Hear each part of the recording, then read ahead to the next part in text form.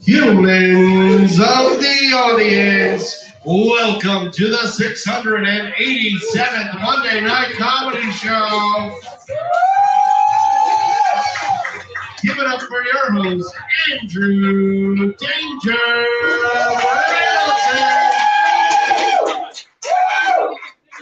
I just want to say hi and welcome to everybody here in our basement home of Club Underground. Give yourselves a round of applause for choosing live comedy on Labor Day.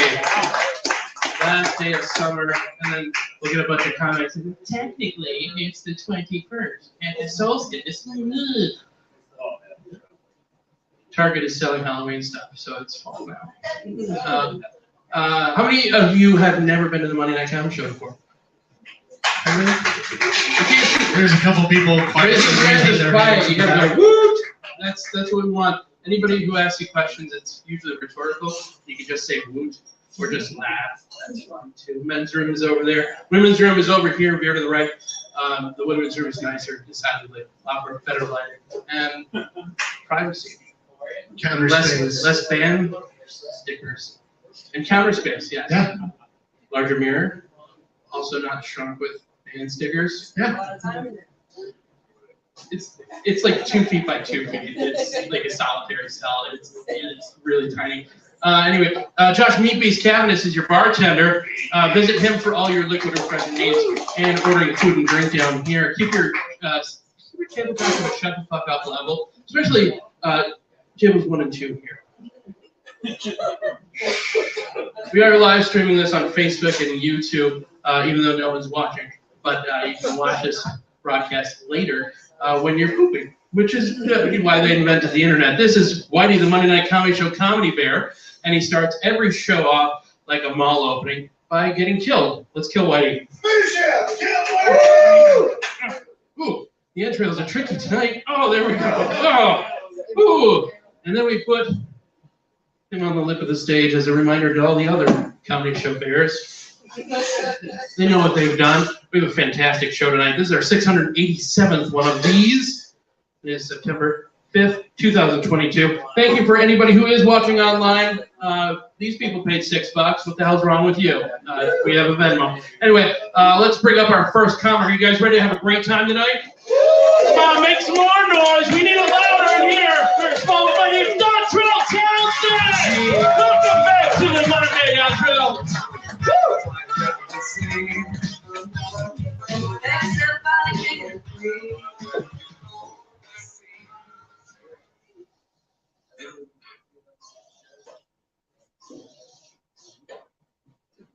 Ooh, a live stream, you know. I'm happy I got myself together.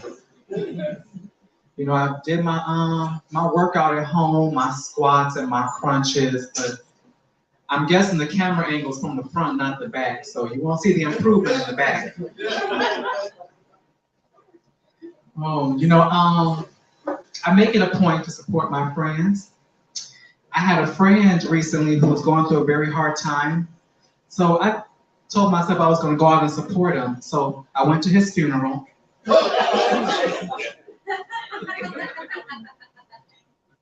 And I have to admit, I mean, he was, I have to be honest, he was looking pretty good. He seemed a bit out of it.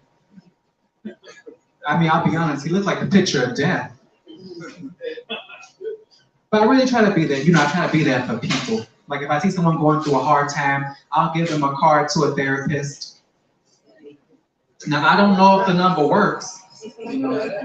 I've never called, but I'm just doing the right thing. Sometimes it's so hard for me to be there for myself because sometimes I have just these little fits where I get upset with myself.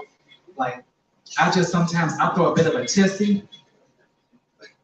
Now look that word up. It's a feminine man's way of throwing a tantrum. It's a tissy. That's my new word for the year. So I don't get upset anymore. I just throw tissies.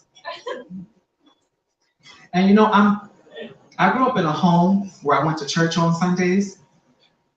And sometimes I'd have a choice between going to church on Sunday or going to play football. Now for my brothers, they're ESPN, Madden, NFL, NBA, the choice was obvious. But for me, there was safety in going to church. I had two choices. I could either go to church and lift up his name, or I can go on the field and get lifted off the ground. But anytime we would go play football, and if somebody was looking, I had to make sure to get my shit together. I couldn't fumble, I couldn't stumble like, the boys are watching now. And it was hard for me to play football. My cousins, they were 15, 16-year-olds, but they looked like they were in their 20s paying bills. And now I was 12 years old, petite. I was a little slimmer then. I was a little slimmer back then, I didn't have the ass then that I have now, but I made it work. And I was so bad at playing football, but I did not want to go to church. I didn't want to go to church. My mom saw my brothers choose football. She wasn't surprised when she saw me choose football. She was like, "Oh, you must really don't want to come to praise the Lord with me." It's like, no, not today. And then, I had a black mother, so the first thing she said when they come pick us up, and make sure you feed their asses too before you send them back home. So we played football, and I was so bad at it. So if they run a play, like a running back play, that's when you take the ball and you run with it. Honey, I would just keep running to make sure I didn't get tackled. Like I would just keep going. The play could be over. The touchdown could have been made. I just keep running. And I was so bad with sports. Like when we would get back and they played Madden and they have a touchdown, they'd be like, "Did you see that? Did you see that?" I'd be like, "Yeah." Now, was that a touchdown on the first inning or the second trimester? No. Sometimes I get my priority mixed up. Like, I'm bad with like putting things in order. Like I will go into debt over a new pair of shoes. The way I see it, debt is forever, but those shoes are right now. When I was, before I came out the closet, I prioritized my mental illness over living my truth. But before I came out the closet, I was sneaking boys in the house. So I didn't just like the closet, I like the nooks and the crannies too. The vents and the shafts. I don't really discriminate when it comes to where I put my secrets.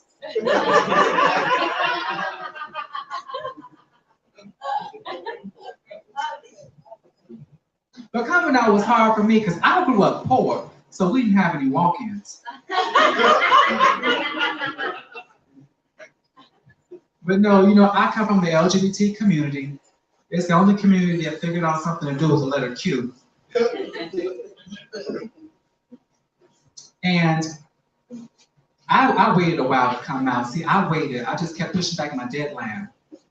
So eventually I decided to come out in 3rd grade. I decided to come out in 3rd grade, but then 9/11 happened.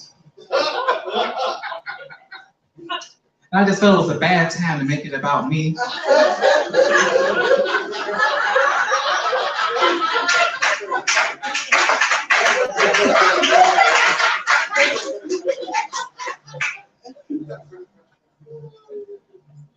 But eventually I did come out. Eventually I stopped pushing the deadline back and I just set a date. So I came out in high school, military high school. I think that's where I get my uniform fetish from. Another fetish of man.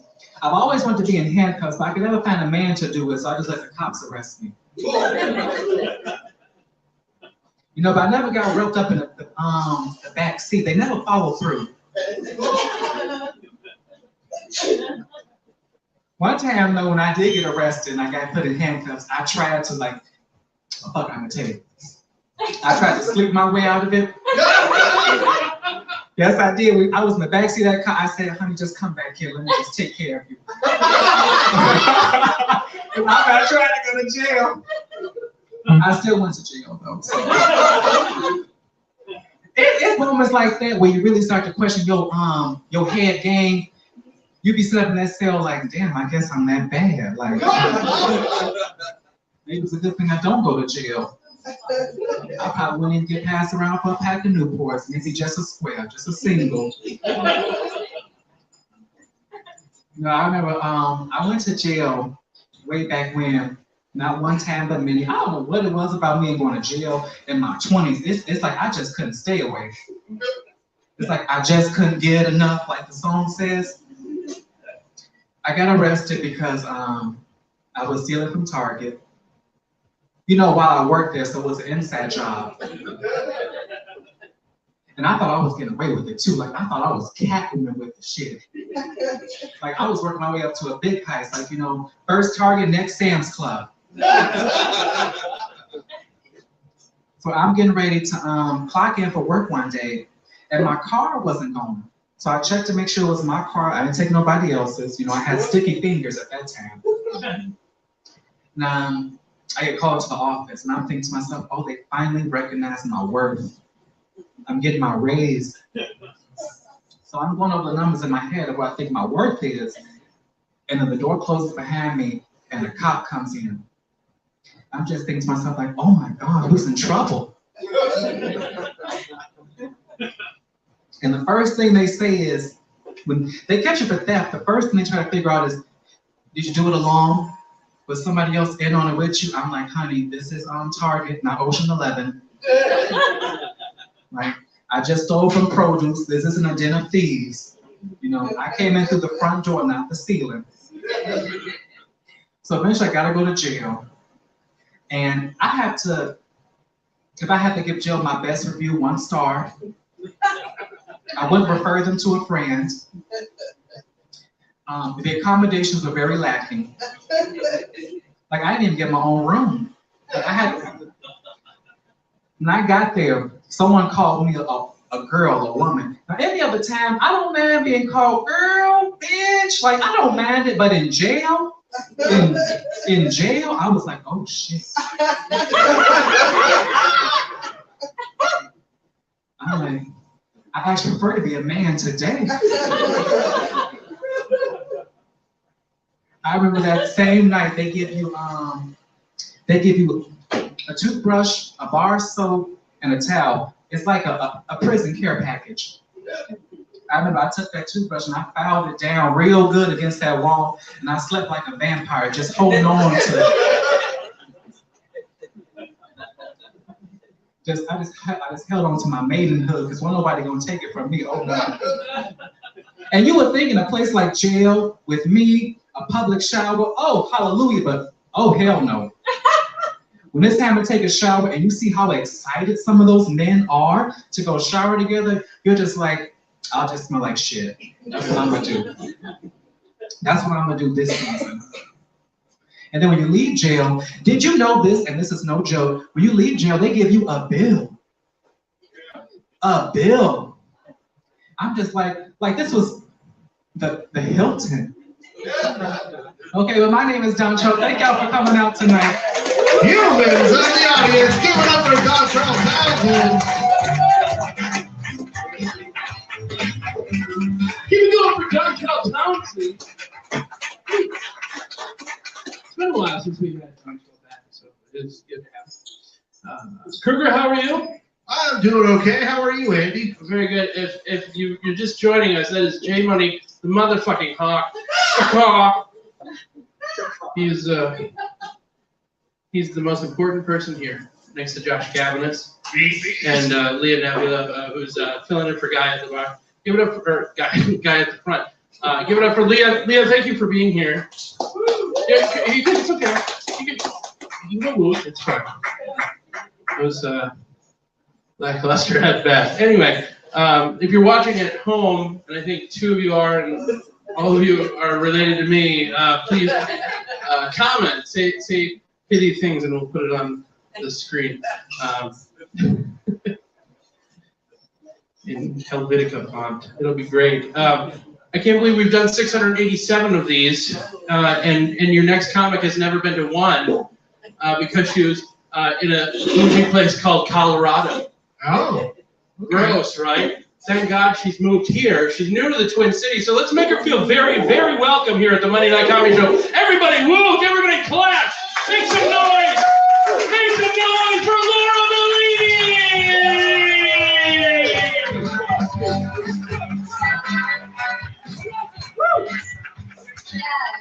Yeah, Colorado was icky. I'm not from Colorado. I only spent a year there. I'm actually from California.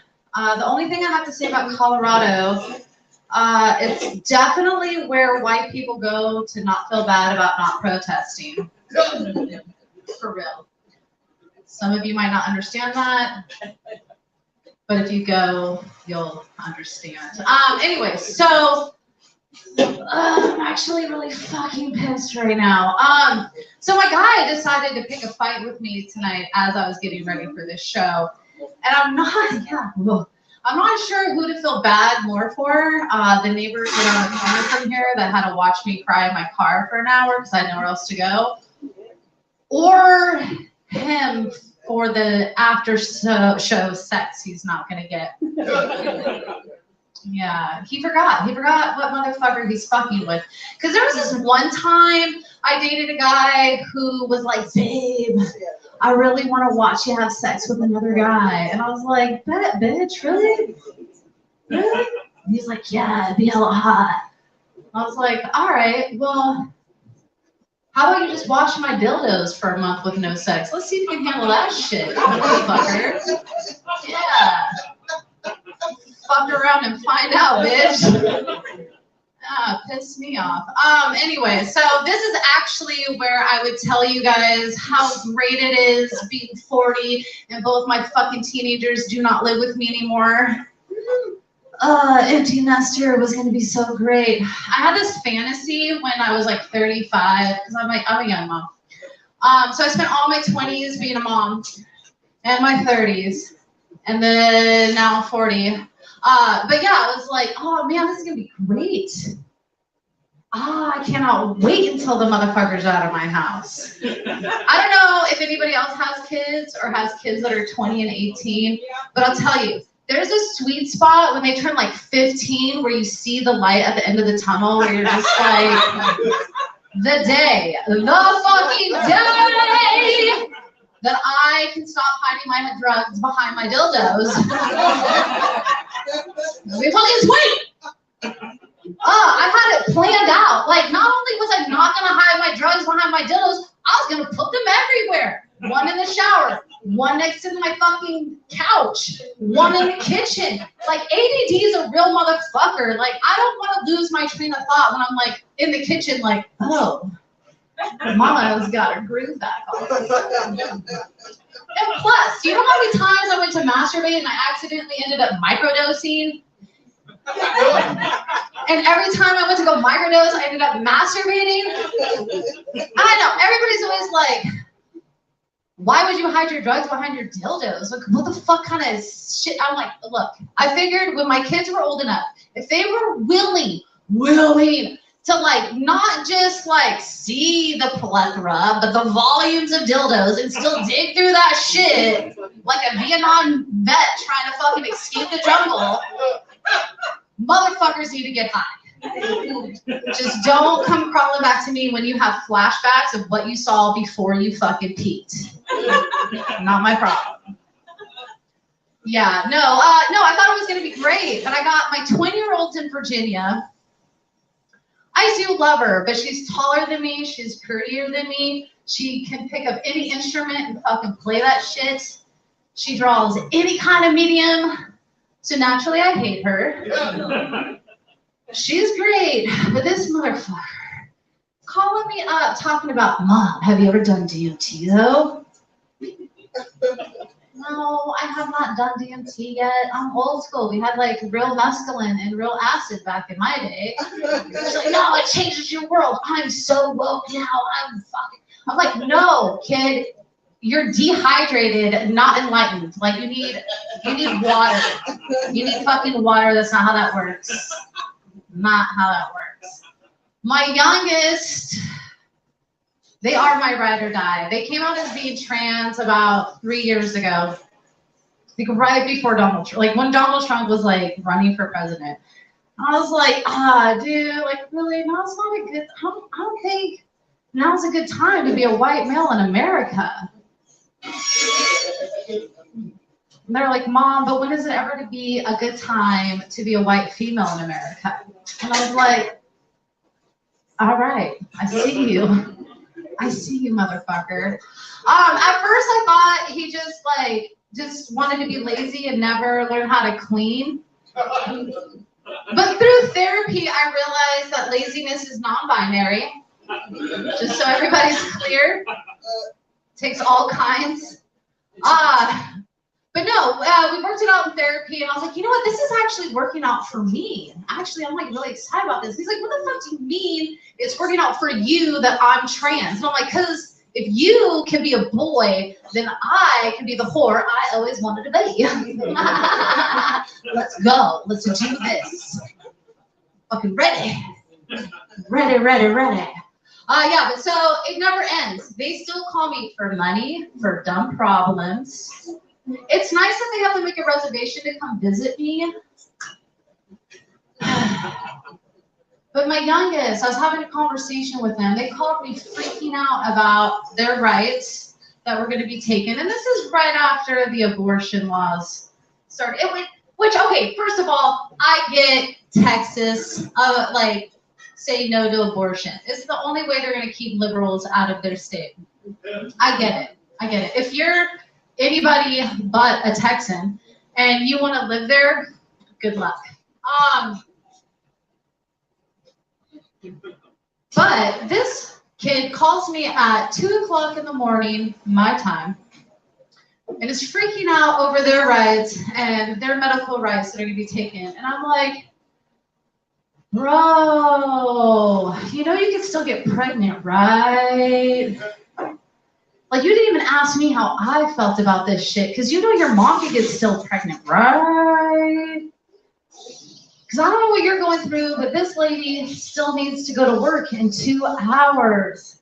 He's like, Mom, but I'm your favorite. And I'm like, look, you're my ride or die. There's a difference. There's a difference.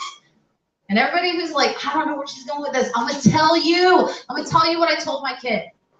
When you're 25 with 2 kids, divorced, 2 kids divorced, and both my kids were under 5, there are no favorites. There's no favorites. There's only accidents and mistakes. There really is. I don't care what your mom tells you. That's why moms never tell you who the favorite is, because she knows.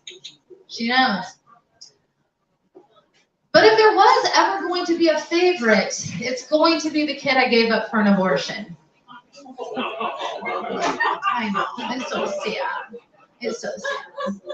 It's so sad. I'll tell you what, the only time I ever believed in God, it's clear as day. I saw that motherfucker like $100 bill on a broke day.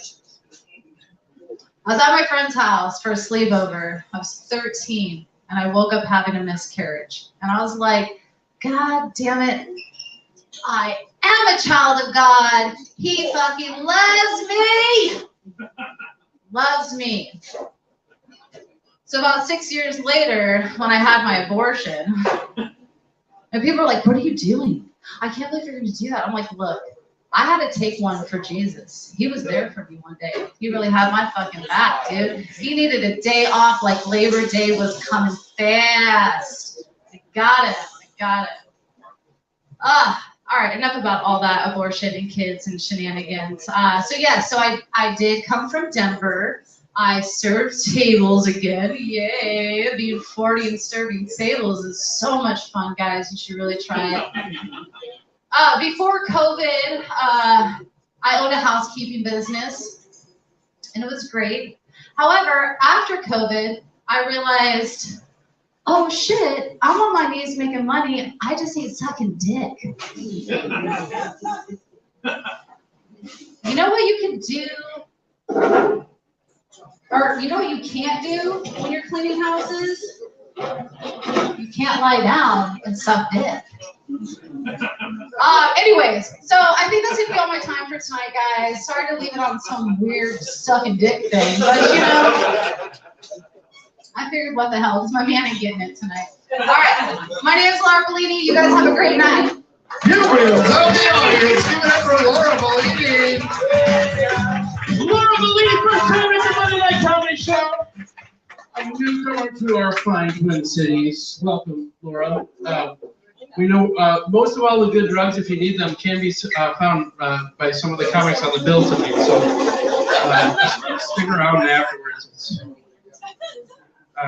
Most of them take Venmo, which is great. It's really convenient. We live in a glorious age where your drug dealer takes electronic payment. Jokes, everyone. Yes, Jokes. of course they're jokes. I don't do drugs. Of course not. My drugs are friendship and comedy. Well, our next comic deals in both of those things. And he takes Venmo. Put your hands together for our friend, your friend, my friend, Nick Piante.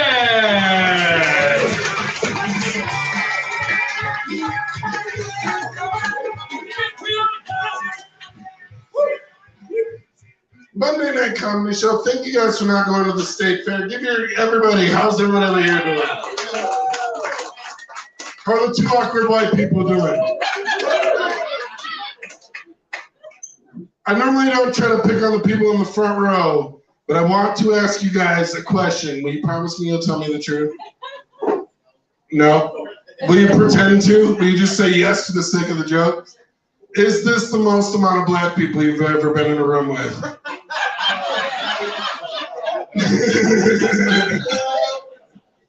Are you a lawyer or something? Because everybody's over here is having fun and they're like, should we clap? I don't know.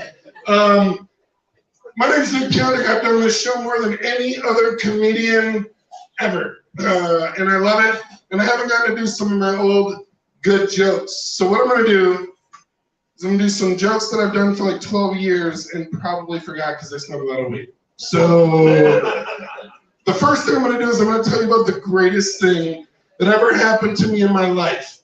Ever. If I met God tomorrow, God would be like, tell me a great story. And this is the story I'm going to tell him. When I started stand-up comedy, I was on 94 going west. And it was about 5 o'clock in the afternoon. And I realized there was a state trooper right next to me in gridlock traffic, staring at me like I was playing Jenga with kilos of cocaine. I'm not you guys, all right? You guys get fucked up by the cops, but today I was you guys. Like, whatever I was doing, the cop was looking into my soul. And we're in traffic, and this is an absolutely true story. None of this is made up.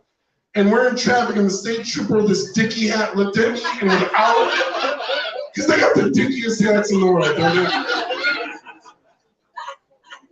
And we're in traffic. We just stopped on 94 and gridlock right next to each other. And without saying anything, I looked at him and I went, are you going to pull me over? And he went, I'm going to pull you over. And so I don't know if it was my white privilege. I don't know if it was all the weed I'd been smoking right before that cop saw me. I don't know what it was in me, but I came up with a Tom and Jerry-like plan to just not let him get behind me. This is a goddamn real story. So I stopped in traffic. I'm 94, about to go to fucking 35W. I just stopped, and we stopped. And then I saw it in his eyes. I saw his little happy eyes. He's like, I'll get in front of him and pull him over like that. So then I sped up. So what we were doing is we were slowing down and speeding up for realistically 3.5 minutes. It's a real story. The cop eventually did this. This is not a, he went, and he went, let me pull you over. This is not a joke. As he did that, he was going forward, not looking at where he was going, and ran right into a goddamn minivan.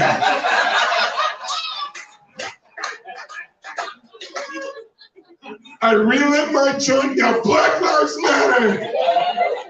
As that cop had the worst fucking day of his life. And I made it to my comedy show on time. It was great. We're back from Corona. I love that. Hey, we're back from a pandemic. People clap your hands. Clap on. I did this show virtually with no pants one time and nobody even noticed. I did the whole thing from here to here and I was just total white boy naked underneath. But the one thing that pissed me off about the pandemic is as soon as it happened, it flooded us like dating shows with like super sexy people.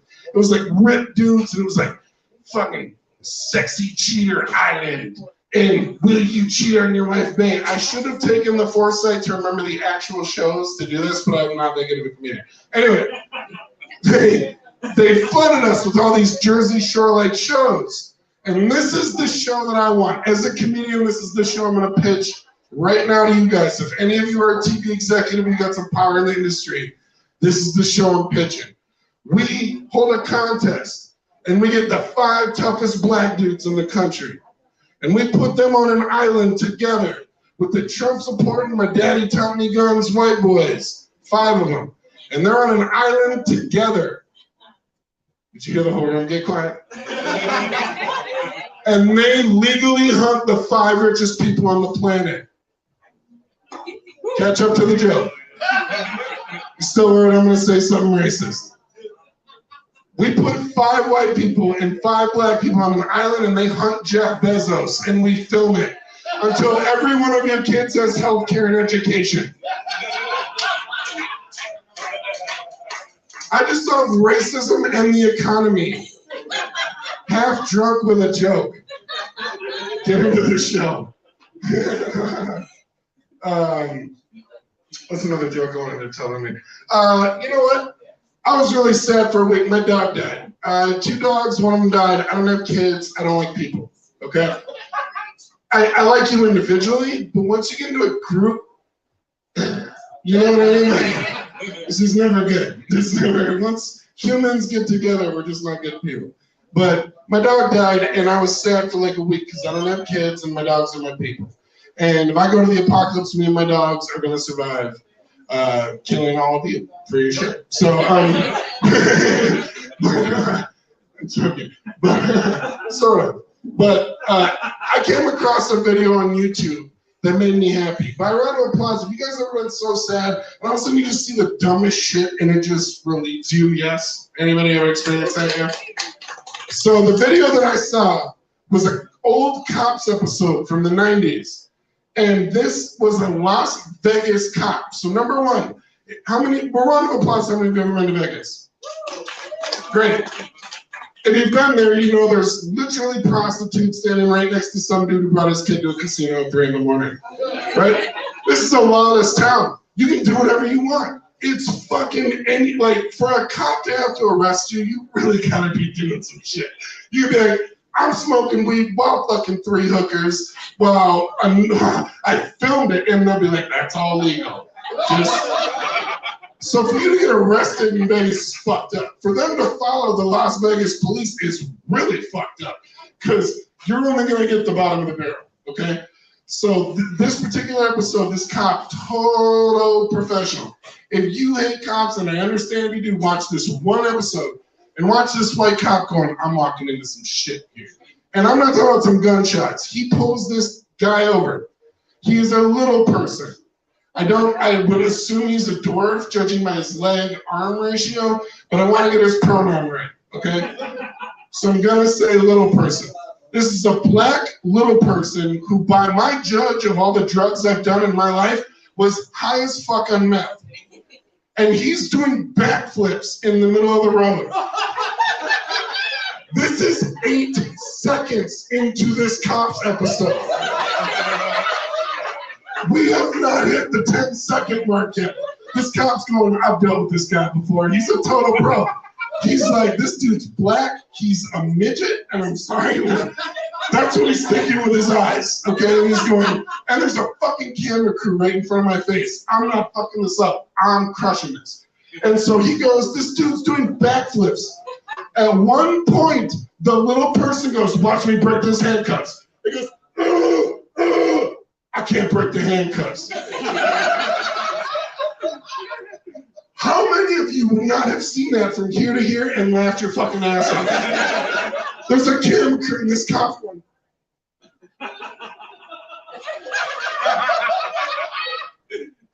We just want to get you help, sir. And this cop has fucked with this dude before. He's like, remember the last time you arrested me? He's like, yeah, you were shirtless smoking meth. It was last Tuesday. I remember it really well. I had to do a bunch of fucking paperwork for this shit. So what this cop's brilliant white idea was, he goes, hey, I know a guy who hires little people. I'm gonna put you in the back of my cop car and give you a fucking job interview now. You're obviously high on meth. You just climbed a goddamn light pole and did 6 backflips in a row, and your pupils are about the size of my goddamn knuckles. But I'm gonna bring you on a job interview to the only place that hires little people in Las Vegas. I'm going to ruin your one job opportunity that you had. So I'm crying laughing. My dog just died, and I'm crying laughing at a little person doing backflips, shirtless, smoking meth. I feel like a bad person, okay? Just kind of feel like a bad person. But he brings them in, brings the owner of this place down. He's like, show him. This dude is shirtless, sweaty. He's like, what's up, man? How you doing? He does 9 backflips in a row. Dude's like, he's hired.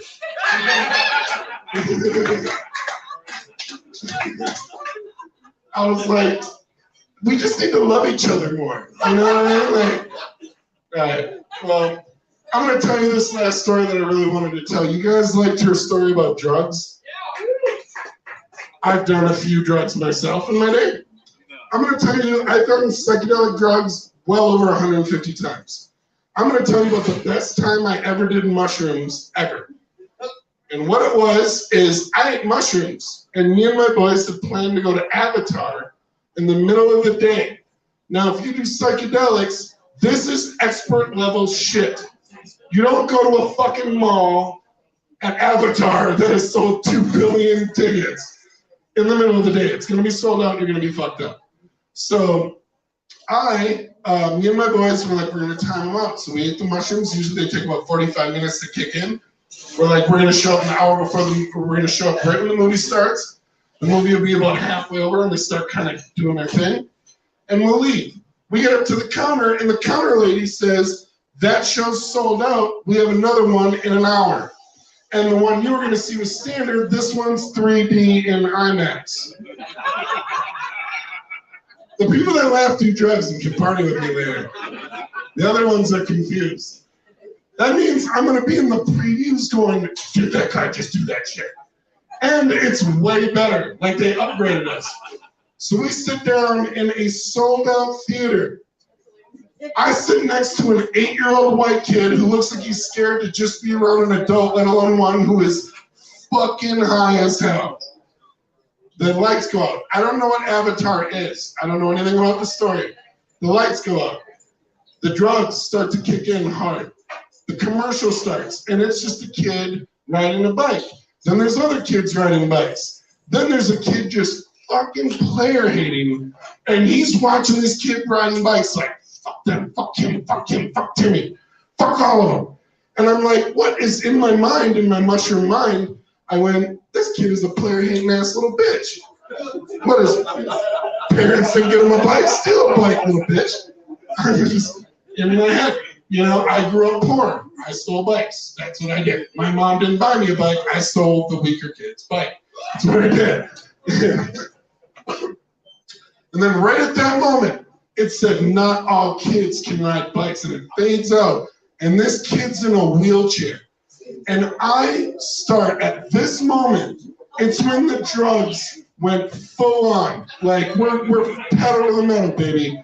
And I start laughing harder than I've ever laughed in my life. I'm with two of my boys. They're not even paying attention to the screen, but they're laughing because I'm laughing because the drugs kicked in at the same time, because we did the drugs at the same time. And I'm laughing at a kid in a wheelchair to the point in Avatar, at 1 o'clock in the afternoon, there are parents like literally going, "These kids smoke pot and we need to leave right now." And like they're looking at me. So I'm crying laughing, my boys are crying laughing. And I think in my mushroom head, and if you've ever tripped out, I went, "Nicholas," because I call myself my full name when I'm fucking up. If I've done something wrong, like, "Nicholas, don't come in here." You know, like, drive home now. "Nicholas," it's the only time I ever hear my full name, is when I'm saying it to myself.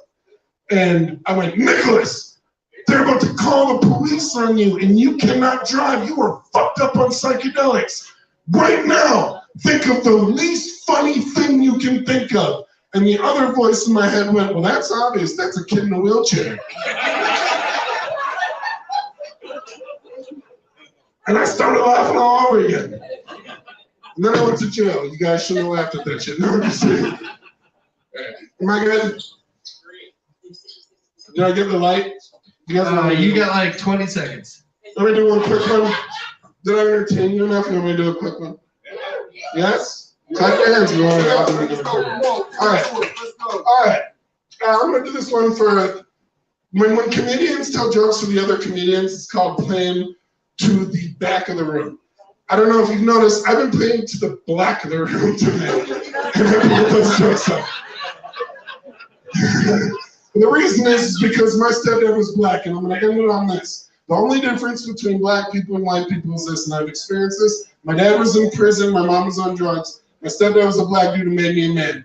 The only difference between us is spaghetti.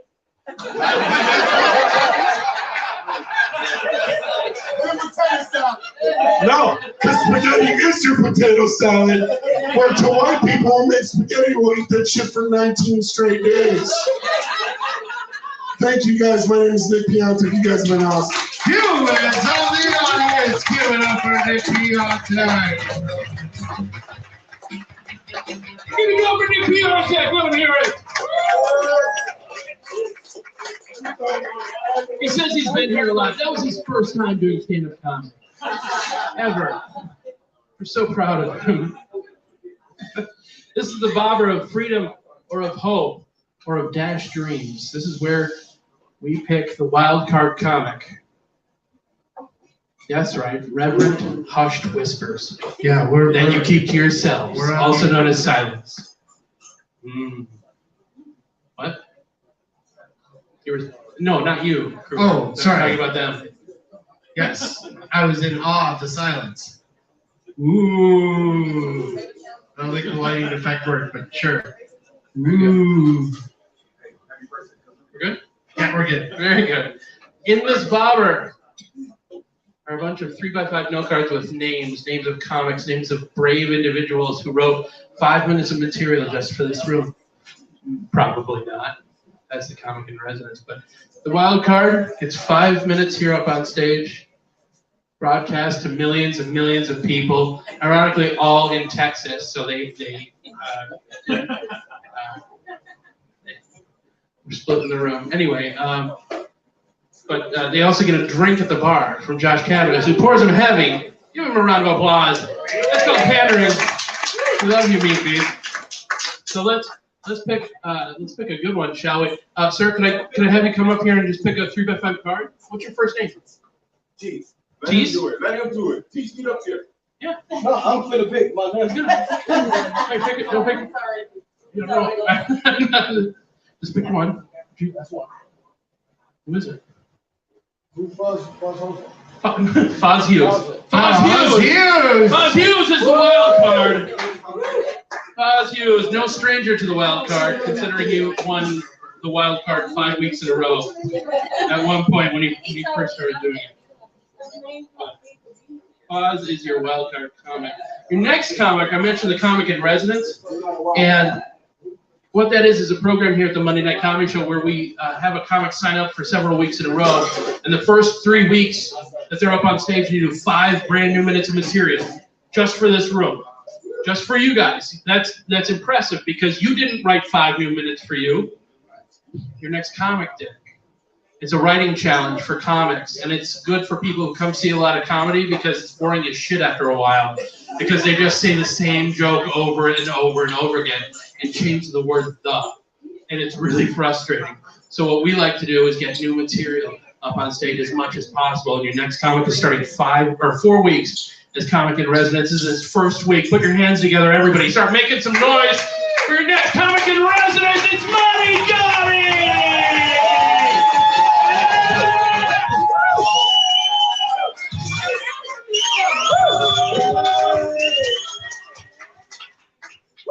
Thank you guys. I appreciate you guys keep letting me up here. Especially since I realize I'm not shit. I'm coming up on this is the end of my first year this month doing comedy, period. And I'm an asshole, not just as a comic, as a person, but I want to change that. Reinvent myself. Like your dad. But I got some demanding bullshit I gotta get out the way first. Y'all wanna listen to that? First off, I don't know what's funny anymore. I have no idea what is funny. As a kid, I thought this would be easy. But I'm grown now. This ain't all roses, daisies, little kids falling off bikes and shit. The only thing I'm worried about is the rent. And if y'all can't help me with that, we don't really have that much to talk about. And the new me has some new standards. The new me's not fucking for free. That's all. The new me knows what the fuck he's doing. The new me feels like he should get something for his hard work. I agree with that too. I agree too. Now, I don't need cash, although this would make this way smoother if this was a cash for dick business. But I need something. Can you schedule my dentist appointments? How well can you make a how well can you cook a chicken breast? I'll do some thumping for my hair. But we gotta fix something. We gotta make something work. And if you're paying, tell me what to do. I'll do it. I'll pick you up. I will pick you up. You feel me? Actually, I got a new app for that. You feel me? Just put your new services in the Lyft Dick app, and I'll be there to drop off anything you need. The customer is always right. Always. Another thing, I love my family. They're right here. My pop's here too. Thank you guys for coming. But I gotta stop using my family members to threaten other people. For instance, I love my sister. I love her. She's great. We're the same age.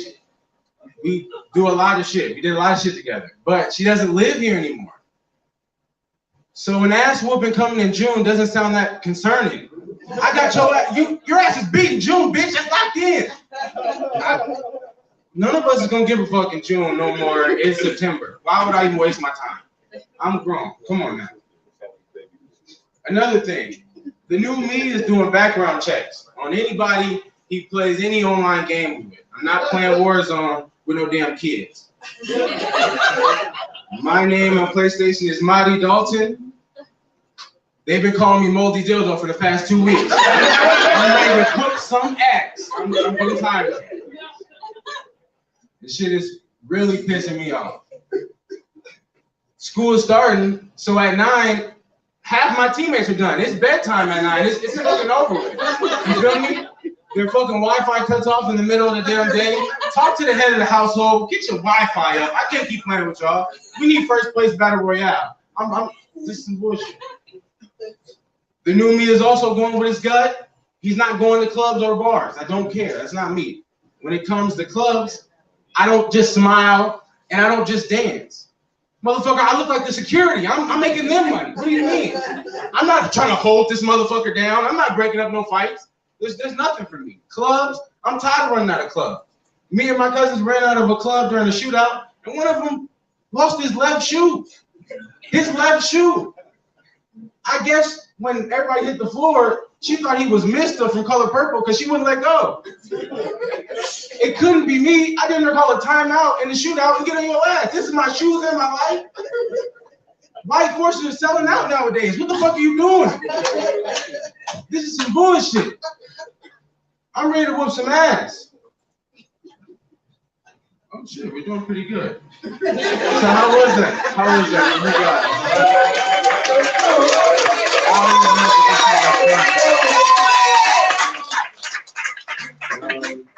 No, that's all I got for y'all now. Thank you. I thought it was worth it. It was a little shorter than usual. How long was that? Oh no, you're like at 4 minutes and 40 seconds, so you're right about that. Yeah, my name is Mike Gotti. I'll see you guys next week. I think I'll be focusing on the new me. Humans of the audience, give it up for Mike Gotti. That was Mike Gotti. 5 new minutes just for you guys. Did you like it? Yeah. Oh yes, you did. Yeah. Absolutely. Why don't you maybe check out those Buy Nothing groups if he wants to like trade services for He's gonna be hit up on LinkedIn 500 times today. He's gonna get so many email notices. I don't even What's know he do? Odd jobs. What kind of odd jobs? Shut I don't even up. know what LinkedIn does. Is that it's a job app, right? Well, so imagine like you're a business professional. Looking for blowjobs. I think that's the dark LinkedIn. I think there's like like there's the dark web and there's the dark LinkedIn and the like photo negative Facebook. You've been to these sites? No, that's mostly shit I just made up. You said it was a conviction. The luckiest comic in all the Twin Cities. Twin Cities dumb. Yeah, we'll go with that. Is coming up next, and he is winning $10 American. I'm pretty sure 5 of that, which is his. Wow. So Like doubling your money. but it is. It's double. It's the best gamble in comedy besides your life, and we don't suggest you start doing stand-up comedy, even if you're our worst enemy. Yeah, Russian roulette stand-up comedy has been out of vogue for. Please become a teacher, please, instead of stand-up comedy. Don't do it because they're all very sad, with the exception of your next comic, who's the luckiest person in the world. And it helps that he's funny. Put your hands together for your wild card winner, Foz Hughes, everybody.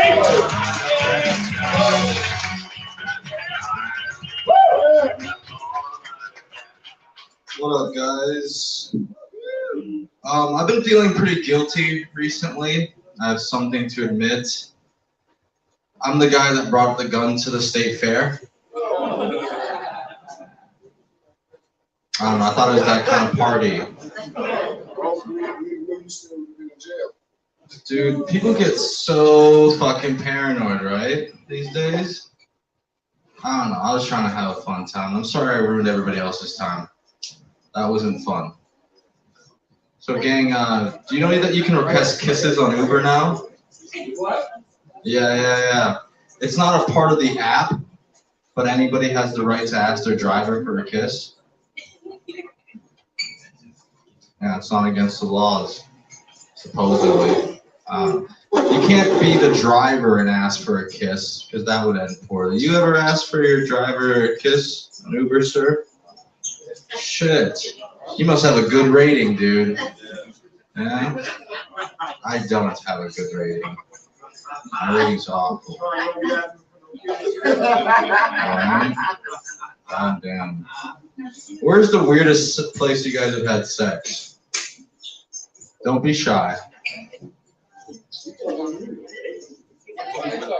I am.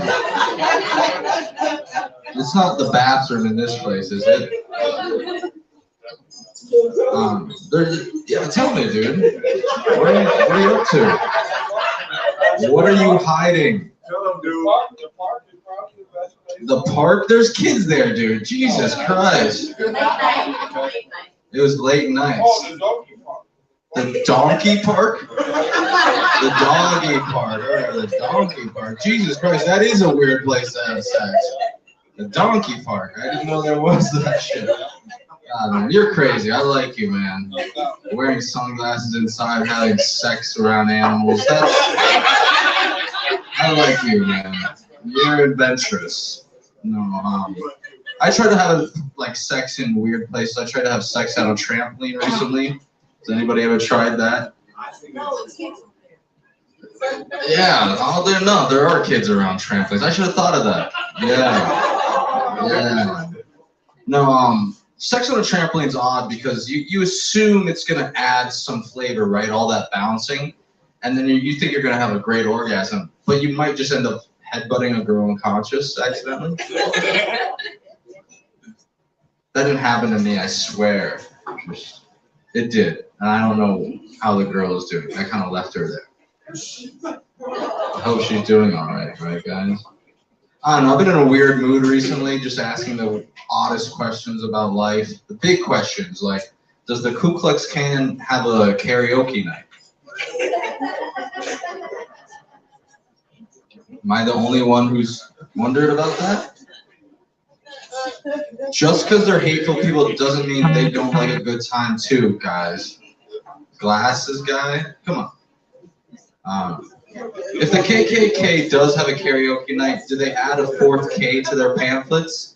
Just round it up like that? I don't know, guys. God. He's the glasses guy, right? Yeah, glasses guy, this guy. You ever been to a Klan meeting, sir? No, I'm Muslim. Oh, that explains it. No, I don't think that's why you don't. If you were a Christian black guy, you would be right in there. What are you talking about, man? I'll have to take you sometime. I don't know if I'll get in, but I'm sure. So you obviously do cocaine because you have glasses on inside, right? Come on, just be honest with the crowd. I actually whooped ass for a minute. Oh, shit. That's what I do. You've gone angry. Actually, I've inadvertently offended you, sir. yeah, you did. Why is that? I'm so charming. I don't get that. I'm a really charming guy. Yes, you are. Thank you. Your friends agree. God, don't beat me up, dude. Maybe buy me a drink after. I could use one. No, you want my business. The way you said that, I was like, yeah, maybe I'm gonna end up buying this guy a drink. Jesus, you're intimidating, dude. I'll try to get out of here without buying you a drink. I swear to God. Anyway, I brought up cocaine because I have this weird thing about cocaine. When I see like pure cocaine, I get insecure about the color of my teeth. Have you guys seen that shit? That's really white shit, right? Yep. You ever do a bump off your toothbrush and then spend a full hour whisking your teeth away? All right, I went over my time. Have a good night, guys. Humans of the audience, give it up for Fox Hughes. Fox Hughes, totally yeah. You get paid for pissing him off. $10. Wild card. We do it every week.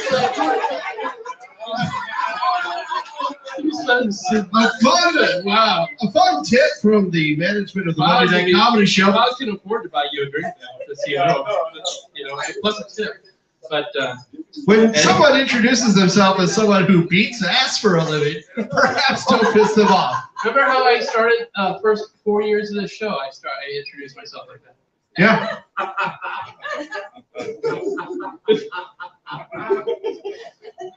It's not so hard to believe, sir.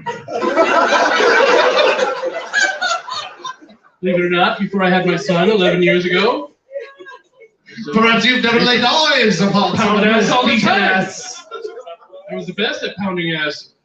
That's different, buddy. Pounded in my sleep. No, you changed what the conversation was about, Fred. Like, Andy, I wasn't listening earlier. well, it's just the connotations of the words beating and pounding, but you know what? We're off the rails. Have we ever been on? Anyway, all right. I don't know. By sound of hoots and applause, who's having a great time tonight? Woo, that's right. Me too. This is one of my favorite things to do, besides sleep. So I do one fun thing a week, and it's this. If you want to join us each week, please do, either online or here in person. And free money on the floor. That's our intermission act. Woo! All right, everybody get down. It's fun. We're gonna do it. Just leave it. We're gonna glue it, and it'll be art. Don't worry. It was just pennies anyway. All right. Coming up next, no stranger to our show, and the best-looking comic in the Twin Cities, besides of course Fancy Ray and me. Right? We don't rate them in order, other than Fancy's on top. We just don't do that.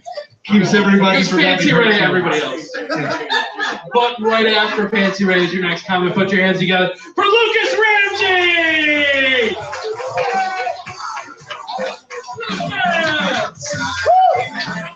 What's up, everybody? How we doing? Oh, that's wonderful. So, just so you know, like Foz, he was adopted by white people. I don't know if you guys could tell. So, yeah. So I'm biracial, so I got one more black parent than he has.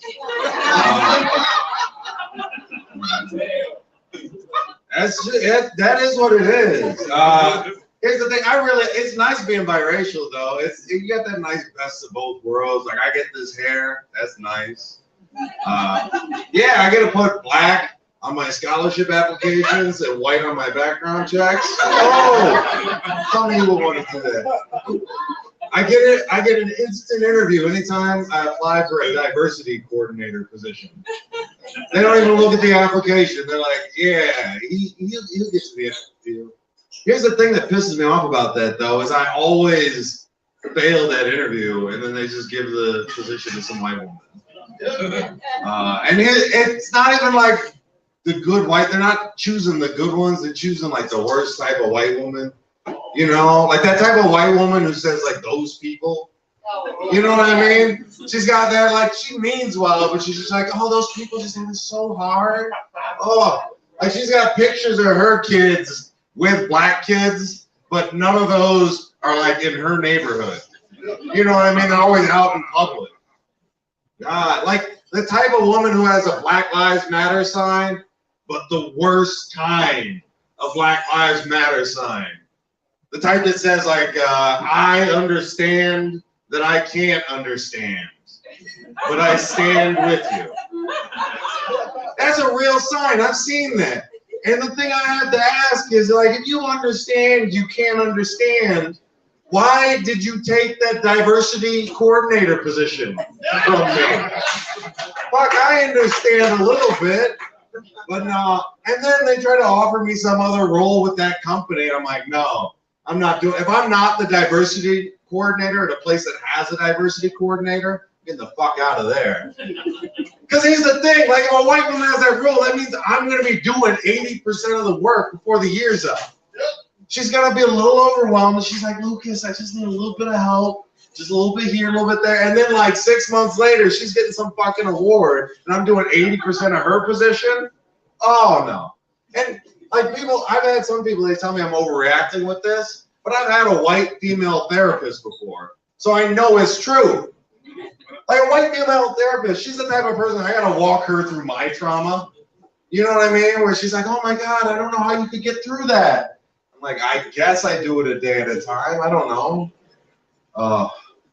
The thing that does piss me off though is people who say I don't act black enough. And like, I get it. Because the reason they're saying is like, it's mostly because I'm a fucking nerd, right?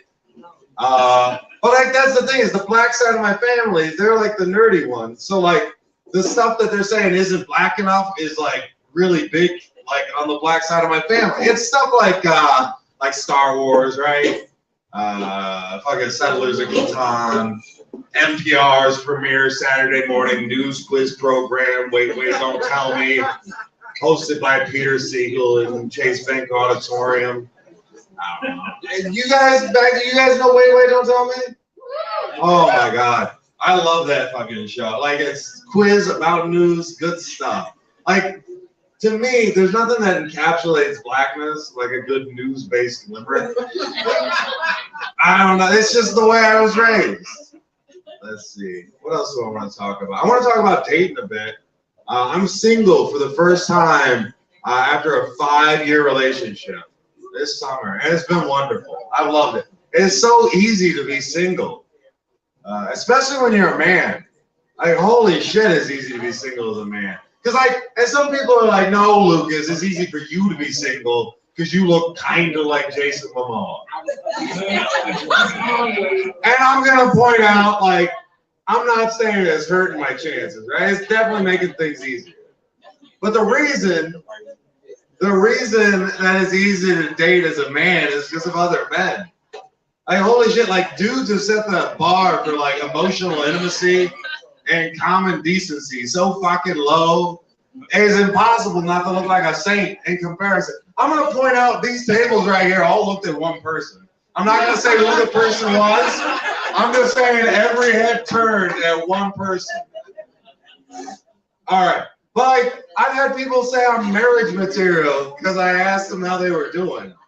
You know what I mean? It's that bad. I had a woman, I was at the 331 Club just down the road. I asked to buy someone a drink.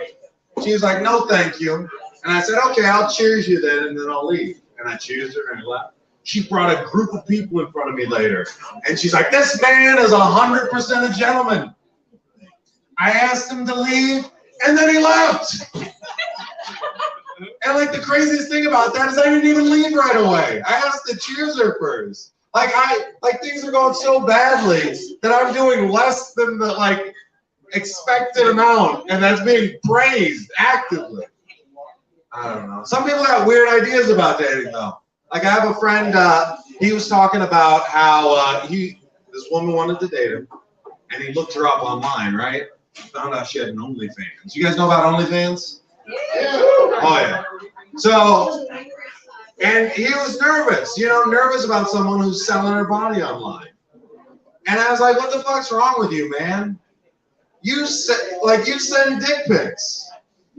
For free. That's exactly it. Like this woman is selling. She's commoditizing her body, and he's out here just driving down the price of dick for all of us. Like people saying dick is cheap. There's a reason for that. God, like stop giving out all these government mandated free samples. Jesus Christ. Like that's the thing with me. I like to treat my dick like an indie concert experience. You know what I mean? Like I want you to come. Obviously. Bring a friend, talk about it on Facebook after. But like I can't be having photos, I can't be having you push it. Like we gotta keep the value high. Oh, okay. I'm gonna see what else I want to talk about. I'm losing my fucking mind. Oh God, speaking of losing my mind, I've been going through a rough patch lately. And it's so rough, honestly, that like fucking like the algorithms know about it. It's insane. Like I'm doing so badly. I had an overdraft fee that got waived. They just gave me the money back. I didn't call them back or nothing. Like it was that bad. And then, I'm not talking about like some small bank. You know what I mean? I'm talking about U.S. Bank, the second most evil bank in America. Weirdly, also only the second most evil bank in Minnesota, but whatever. But like U.S. Bank, they're all about the bottom line. They're not gonna just give you their money back. They're not gonna give that money back for nothing. I think they had a guy who went to his superior and it was like, "Yo, bro, we gotta refund this guy's $36 overdraft fee." Why? We'll get more money if we charge him for it? And you're like, no. This guy's doing really badly. If you charge him an additional $36, I think he might kill himself. And then we're gonna never get that $793 he owes us in the first place. Oh. That's gotta be it. I can't think of another reason. And like this is the dumbest thing. Is like I have, and this is dark. You gotta stick with me on this. I've thought about killing myself before. On the way to a fucking Trader Joe's. Can you think about how fucking embarrassing that is? To think about killing yourself on the way to Trader Joe's? Like Like, and they got such nice cashiers there. They're always asking you how you're doing too. And now you're put in this position. You're like, fuck, I gotta lie to this cashier now. I can't tell them the truth. Like Trader Joe's cashiers, they're probably like mandatory reporters or some shit. You know what I mean? They're definitely gonna be freaked out. They're gonna be like, oh no, don't kill yourself. And then I gotta like go into this fucking explanation where it's like, hey, I'm not going to kill myself. I just thought about it. Those are different things. Those are really different things. You can tell because I'm at Trader Joe's. Like I'm at one of the few grocery stores that requires you to put on pants. Or at least bike shorts, right? Like it's synonymous with hipsterism. If I was doing that poorly, I'd be at like, I don't know, a Walmart or one of those dirtier Cubs. You know the ones I'm talking about, right? But no, I'm at Trader Joe's. That means I've got a Whole Foods mindset despite having an Aldi's budget. That's not going to do what you bet. Let's look at what I bought today. These are not the purchases of someone who's going to kill themselves. I bought a facial exfoliant. If I'm buying a facial exfoliant, that means I either am in a committed relationship or have a good skincare routine. I've already told you, you know, it is the latter. So if you guys do want to buy me a drink afterwards, like, I'm down. I bought basmati rice. I didn't have to do that. Medium grain rice is cheaper, but I thought I'd treat myself. And then at the end of the conveyor, there's a butternut squash. You guys realize that nobody buys a butternut squash without a plan? A butternut squash is not one of those sexy, spontaneous pieces of produce that you can eat right before shooting yourself. We're not talking about strawberries or grapes or bananas. We're talking about a piece of produce that requires you to ask questions of yourself before it even goes into your basket. You're asking long-term questions. Do I have olive oil at home? Is this going to be a side dish or a main dish? Am I going to have leftovers? Is it going to be a soup? Do I have enough Tupperware to put it in? Are my neighbors going to be able to eat the extra that I have? Is Gracie, one particular neighbor, going to return the fucking Tupperware that I lent out 6 months ago? All of these are flowing through your head before you've even purchased the butternut squash, right? Like a butternut squash is with you through thick and thin. When you see a butternut squash in a basket, that should say this man is willing to commit. And at the very least, he's going to last as long as the squash does. Damn. I threw Aldi's under the bus there a little bit, but I got to come back to that because I love Aldi's. I don't know. Anyone else shop at Aldi's? Oh, it's the best. I love it. The one thing I have to point out, though, is I think buying produce at Aldi's should be legally classified as gambling. Because, like, I don't know why, whatever you buy from the produce section of Aldi's lasts either, like, 7 weeks or less than 2 days. And there's no way of knowing which one it is. Like, I have meticulously checked onions, only to, like, purchase them, take them home, and then pull them out of my bag as a fucking liquid. Like, how did this happen? Despite that, I appreciate Aldi's. The thing I like the most about Aldi's is they're willing to sell you anything. This means something. Like at Target, they would rather throw food away than sell it to you too cheap. That's not how Aldi's operates. I once bought 17 pounds of ground beef at Aldi's for $3.99. And as I was in the checkout line, the woman clicked it, went beep, put it in my bag. I didn't want to have to pay extra for the bags they have there.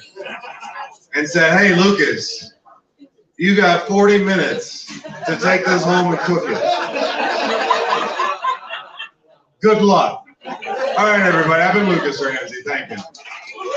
Humans of the audience, give it up for Lucas Ramsey. Give it up for Lucas Ramsey. Yeah. Hey, if you're on Facebook, why not like us on Facebook?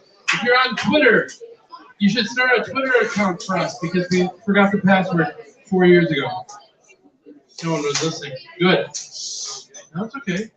I was just telling you where the gold was buried. Put your Yeah, it's okay. The Monday Night Comedy Show treasure. It's under that table. No one was sitting. A late model Ford Festiva. Don't tell them about 333,000 miles. Anyway, he's good. One day I'm actually going to give away a car. Are you? Yeah. Okay.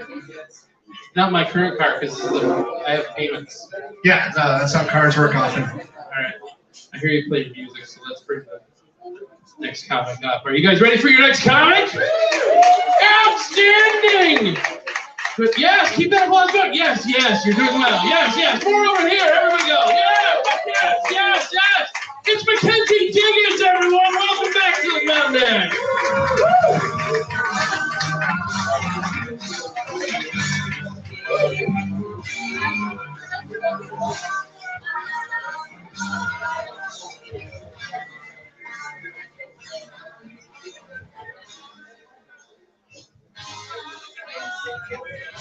Okay. Well, we're gonna get wild. I popped half a Ritalin when I came in here. Here's how well that's not working. I didn't see my parents come in, so I freaked out and was like, "Are they dead?" Sorry, Mom and Dad. I called her Uncle Rick. And I was like, I don't know where they. I'll call them after I do this. Anyways. I'm thinking that we're kind of in a really boring societal collapse, which is it's a bummer. I thought there'd be cyborgs or mutants, and no, the measles came back. That's it. There's the measles and the monkeypox because of Facebook. That's it. And I'm bummed out. It's so much more boring than I thought it would be. I recently stumped my therapist, which I'm kind of proud of. I know I shouldn't be, but I said something to her that made her go, I have mixed feelings about that. And I'm like, wow, good job me. Honestly, good for me. You know, she has a whole degree, she has hours of credit, student loans, and she couldn't fix me. And it's a wonderful thing. Anyways, the Ritalin has worn off apparently. I'm so sorry.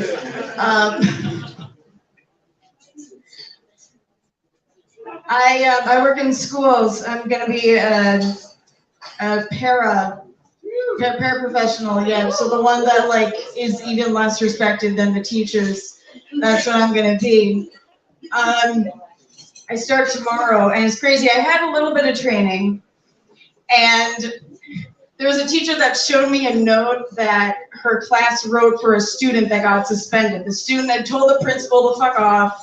That wasn't great. So she was like, okay, class, let's write a letter about how much we miss her. And I think the theater kid just took hold of that. They were like, we are sorry that you made the wrong choices. We hope you will make better ones. Please come back soon. The class is falling apart without you. And I think I'm going to have to use that at some point. Multiple times. I think if I get broken up with, oh, I'm sorry, you made the wrong choice. Hey, Kenzie, I'm pregnant. Oh, I'm sorry, you made the wrong choice. Look, this isn't working out. We're gonna have to let you go. This isn't working. We're sorry. Oh, well, you will fall apart without me. Here we go. That's how we're gonna do it. I do love kids. I love kids' films. I know this bring that joy that hides in you as an adult. Has anyone seen the Aristocats here? Yeah. Okay, good. That's kind of a niche one, I feel, so I'm always really pleasantly surprised when people do know what the hell I'm talking about. It's weird looking at that film as an adult, because as a kid, the butler tries to get rid of the cats because the old lady is giving them her whole fortune. And as a kid, you go, they deserved every penny of that. How could he do that? And then you grow up and you're like, oh yeah, fuck those cats. Yeah, I do the exact same thing. Just throw them, yeah, no. I also, as a teacher, I have a lot more sympathy for Captain Hook as well. Because, look, it's already hard enough with kids. If they could fly, I'd take out the sword too. I would, absolutely. Are you kidding me? Also, in the film, if you go back, he shoots a guy that can't sing. I think we need more of that, okay? I'm just saying, I think the voice would be much more interesting. I just give one of them a gun. Perfect. The way we grow up is just, you just kind of get bummed out more and more. I'm 26 now. I thought when I was 26 I'd have a car and a house. And now I'm just thinking, I guess my car will be my house. As a kid, I heard about Michael Phelps smoking weed, and that was a big deal. I got so upset. I went, how could Michael Phelps smoke weed? He's a role model. I have to take down my poster. And now as a grown-up, I'm going, who snitched on Michael Phelps for smoking weed? What a fucking nerd. And now as an assistant teacher, I used to think they were the big bad and they were all authority, and now I'm like, oh, they're not paid enough to be the authority. Oh gosh. I'm a lot nicer to teachers now that it doesn't matter. Yeah, it's a real bummer. I have picked up some good lingo though, as a teacher. I went to Miami for my sister's bachelorette party. My sister is a professional athlete along with all her friends. And if you want to feel like shit about yourself, I highly recommend working out with a bunch of professional athletes on the beach in Miami, where everyone can see you struggling. I felt like some Make-A-Wish kid. That's probably what I look like. Like, oh, that one's so cute, it thinks it can keep up. Oh, adorable. It's adorable. But we were in the club, which is not at any of our home bases, I guess you could say. My sister, it was literally 11:30, and she was like, I'm getting tired. I think we should go. And all the other girls are like, yeah, I think we should go. We partied so hard. So that's where I come from. But there's this guy in the club, and he kind of starts dancing towards me, and he gets like in my ear, and he goes, can I smash? And I turn around and I go, I don't know, can you? Didn't use the magic word. Sorry. Besides the ADHD, I'm also autistic, but I'm good looking, so it's fine. It works out. So we're going, woo, yeah. Yeah, it is something to woo about. It's one of those things where you look back. I got diagnosed at 20, which is a weird time because, like, you think you just suck, actually. And then someone's like, oh no, you're actually like this. And you're like, you have to reconstruct your whole narrative about yourself. But looking back, I'm like, it's weird that I got diagnosed that late. As a child, for example, I had watched Winnie the Pooh, and I threw up for the first time. And I looked down and I went, oh, bother. Oh, bother. I was trying to comfort a coworker. She said, I have abandonment issues because I was raised in an orphanage in Russia till I was 8. And to that I said, well, you're kind of like Oliver Twist then. That's kind of exciting. You're like a movie. I have a friend who told me about his experience on Tinder. He's gay, and he found a man who the first thing he said was, oh, I love BBC. And when he told me that, I went, why is he mentioning the British Broadcasting Company to you? Yeah, it took me a minute. How am I doing on time? About a minute and a half. Dope. Okay, I have one more story from being a teacher. I was reading to this kindergartner a story about a balloon. It was called Ben the Blue Balloon. Put a lot of thought into it.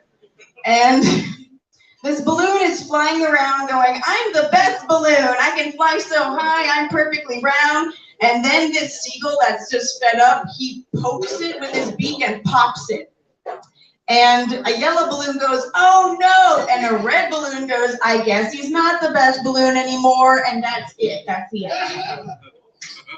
I know, what do I do with that? What do I consider just going with it, like the existential crisis I just gave this kid, just Morgan Freemaning and just going, one day my child, like Ben the Blue Balloon, you shall also cease to exist. That'll do it for me. I'm Mackenzie Diggins. Have a good night. Humans of the audience, give it up for Mackenzie Diggins. Give it up for Mackenzie Diggins!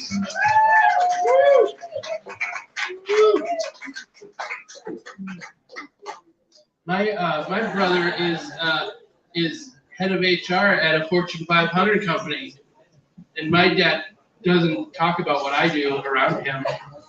Oh. Because your brother gets jealous? I work in a call center and I do a comedy show on a weekly basis. Yeah, I'd be jealous too. Yep. Well, nothing like the Monday night comedy show to make you feel like shit.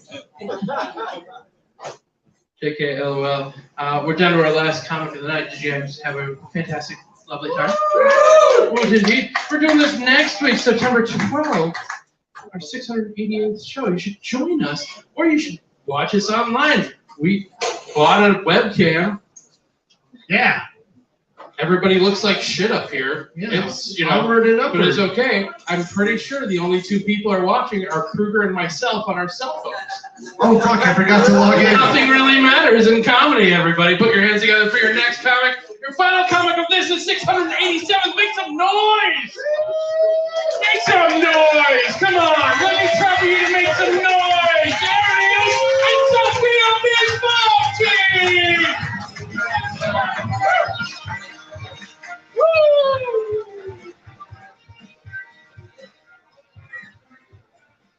All right, guys, I'm your last one. How are you feeling tonight? I'll do a 10-10 and then you can get the fuck out of here. Does that sound good? Whoa, I'm excited that you're excited. All right, I'm gonna get a vibe of the crowd real quick. Are we all big proponents of Planned Parenthood? Okay, because Planned Parenthood owns this pussy. Okay, guys, like, I owe them money, all right? That's my point. So in 1 month, I got 2 phone calls from Planned Parenthood guys who was fucking whack, all right? Do you know the kind of anxiety that will give you? It's on the same level as being on like a bad Tinder date with someone who won't stop talking about what knives are legal in what states. It's like, I don't know where this is going, but I'm not getting in your car now. It's not happening. So the first phone call I got from Planned Parenthood was actually kind of scary. They wanted me to come in for a mammogram. They said they found what they thought were lumps in my breast, right? So I go in, I do the exam, and the nurse leans over, and she says in the sweetest voice, she goes, well, honey, we got good news. You just got lumpy boobs. I have never been so insulted and relieved at the exact same time in my entire life. Right? I was like, this is the bitch they talk shit about in the break room. Absolutely, right? In 5 words, she declared me cancer-free and not a Victoria's Secret model.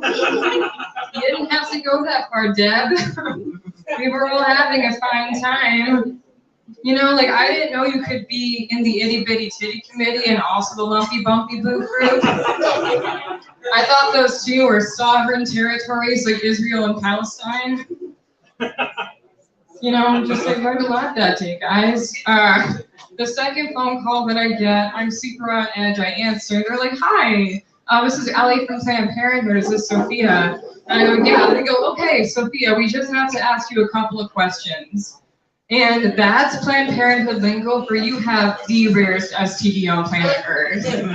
Right? Like you have 30 seconds to live, okay? So I start freaking out and I'm rambling off like 3-letter acronyms that sound like things you don't want in your hoo-ha, right? I think I asked her if I had a DUI at some point. And she could like feel the panic in my voice and was like, okay, this girl either needs really good news or an EpiPen, right? So she interrupts me and she goes, Sophia, we're calling to verify your address. You couldn't fucking start with that? Allie from Planned Parenthood, right? Like it's 5 p.m. on a Friday. I was balls deep into WebMD, looking up what bumps should and shouldn't be on your skin. You know what I mean? I had scrolled way into 2017 on my ex's Instagram page, trying to see what sorority girl he fucked before me. You know, like this was like a venture that I had to go through. I'm like, you know what, Allie from Planned Parenthood, why don't you verify your address with me? Why don't we handle this uterus to uterus, okay? I'm just kidding. Don't be worried about Allie. We're brunch buddies, okay? We like talk crap and eat crepes. It's a really good time. I don't like doctors that much because I do feel like whenever I go to them, they just insult me, right? So this other time I went, and it was because my sex drive had tanked, right? Anyone else like feel that way sometimes? They're like, oh man, I might have a brain tumor because I'm not turned on. It's really weird. It's a really weird, just like paradox to go through. But I go in and I was like, hey, I'm in a good relationship. I'm getting plenty of sleep. I'm hydrated. What's going on, doc? And then he was like, have you considered you're not into your fiance? Like, wow, like that was rude. Why don't you just like do your job, shut up, and then tell me I have a brain tumor and give me like the strongest opioids that you have. This doesn't have to be complicated. I'm just here for the pain meds and the Facebook sympathy, okay? That's all I want right now. The truth is about that situation is that I feel like it's so much easier to explain to people that you have a brain tumor and that's why you're not fucking, instead of your ex-fiance had a video game kink. And he asked you to roleplay as Princess Peach getting kidnapped by Hot Bowser. No? The men are quiet because they thought about it. I'm like, oh my god, she knows. She knows that's why I'm always playing. I'm thinking about it. But no, that's not my shit, right? That'll make anyone's pussy shut down faster than a DMV like at 5 p.m. You know? Like, all I wanted from that situation, honestly, was a doctor's note that said, medically, can't give head. Right? Feels like acid reflux in reverse, just battery acid straight down the hatch. Mackenzie, are your parents okay? They'll be fine. Okay. Cool. Moving on. So another reason why I left him is because he always dressed like he was going to a parent-teacher conference, right? And there's nothing wrong with that. Like, that's totally fine. But I dress myself in the morning. Like, I have self-awareness, and I know that I look like my sexual awakening either happened when Miley Cyrus worked on Robin Thicke, or when Scooby-Doo introduced the Hex Girls. Yeah. Right? Like, him and I didn't look normal next to each other in public. We look like the first thing that pops up when you talk to professor-student porn, okay? It's a very weird energy to put out at a subway, right? You're just in line and it's the elephant in the room. Like, are you guys together or are you like her guardian? Like, what's happening here? You know? But the thing is, like, he looked like my probation officer, right? Like, one year for my birthday, he got me an anklet and it was super pretty. But I was like, hey, babe, if this thing beeps when I leave the house, we're gonna have to have a conversation about how hot it is that you always want to know where I am all the time, right? Biggest green flag ever. So I left him. But, you know, my friends have been asking me, like, are you seeing guys? Are you seeing girls? Like, what's going on? I have a lot of friends who are polyamorous, right? And I used to be poly, but I'm not anymore. And they said, you should really get back into it. And then I asked them, like, okay, why should I? And why are you doing it? And they told me, well, I do it because I find a lot of people attractive and I want to keep my options open. And I disagreed with that because I think the epitome of attractiveness is being able to look good in that front-facing security camera at Target self-checkout. And I don't think anyone looks good in that. So, like, I've looked at that thing and been like, I didn't know I was a meth head. Right? Like, I came for tampons and toothpaste and I'm leaving with a felony in possession. Like, it's a bitch of a Snapchat filter, right? Like, you've heard of the flower crown Snapchat filter. You've heard of the dog use Snapchat filter. But have you heard of the, you drop the soap in the prison shower and you're just looking up like, hey, I'm just trying to get clean. Snapchat filter. And you've got like Nicorette patches in your fucking Target basket, right? It's all like a very humiliating experience. I'm not done with this yet. I felt personally attacked by that camera, right? Like, I've looked in that and been like, I'm gonna Google nearby bridges now. Like, oh, do we not like suicide jokes? I'm still here. It makes anyone feel any better.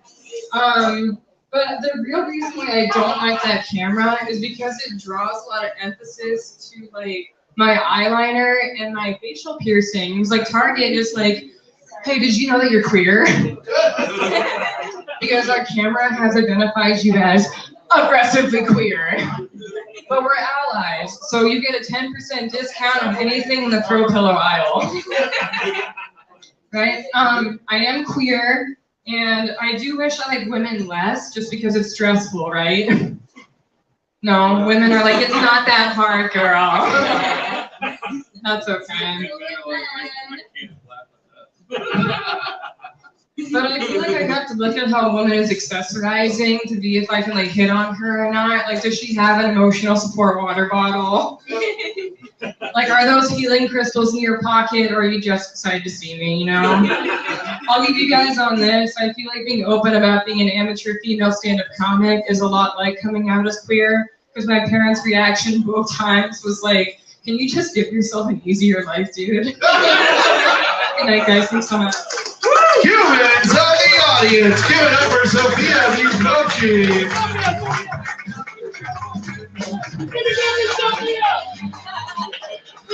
Sophia Viscochi, everybody. So let's give a round of applause to all the comics we've seen tonight. Dontrell Townsend. Yes, that's right. Laura Bellini, Nick Piontek, Monty Galley. Bob, yes, Bob Hughes, Lucas Ramsey, Mackenzie Diggins, and Sophia Viscochi. I've been Andrew Danger if you're nasty Brindleson, and that is J Money motherfucking Hawk, Caw in the back. Thank you to Leah. Give her a round of applause for filling in for Guy. Thank you so much for being at the door. Bartender is Josh Maybe's cabinet. He's upstairs doing something, I don't know. But close out your tab with him before you leave. If you did like this, please join us next week, or at least, I don't know, share an event page or something. Our Facebook ads clearly don't work. All right. Thank you for choosing us over the state fair. It was too damn expensive. Yeah. The rent is too high. Yeah, rent is turkey too high. legs. $18 for a turkey leg is obscene. Yeah, that's basically $20. Yeah. He's Sorry, not wrong. I mean, He's not wrong. I know. I'm He just just made me think closing even the show. worse somehow. Oh my God. All right, but we'll be back next week, and we hope you can join us. Don't drive drunk. It makes you look fat. You've been a lovely audience. Thank you so much. Be safe, everybody.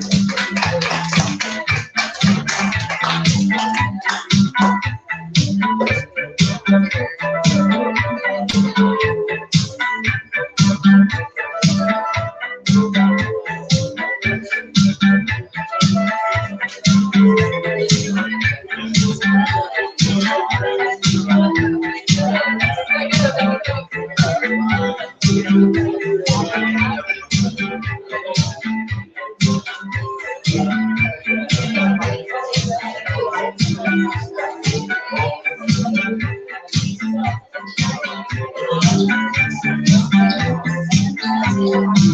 you.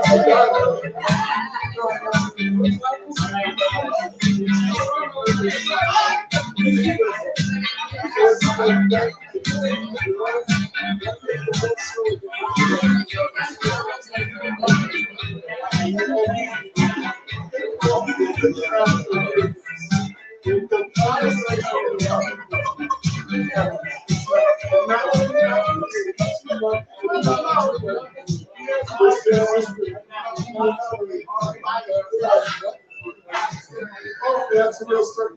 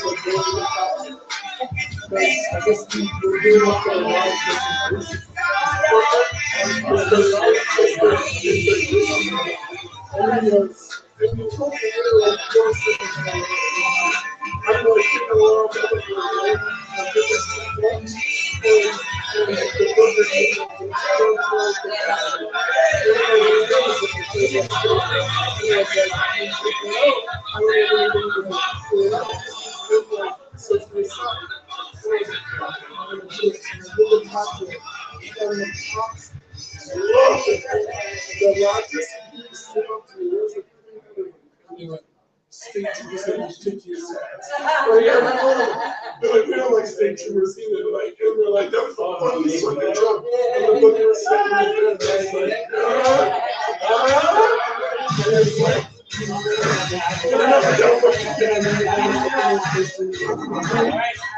thank you guys.